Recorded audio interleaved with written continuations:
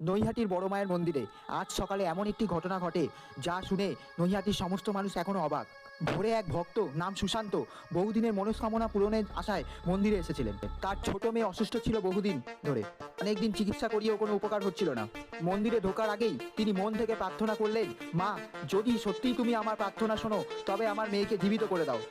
দ্বীপ জেলে বড় মার প্রতিমার সামনে প্রণাম করার সঙ্গে সঙ্গেই মন্দির জুড়ে এক মৃদু ঝোড়ো হাওয়া বয়ে যায়।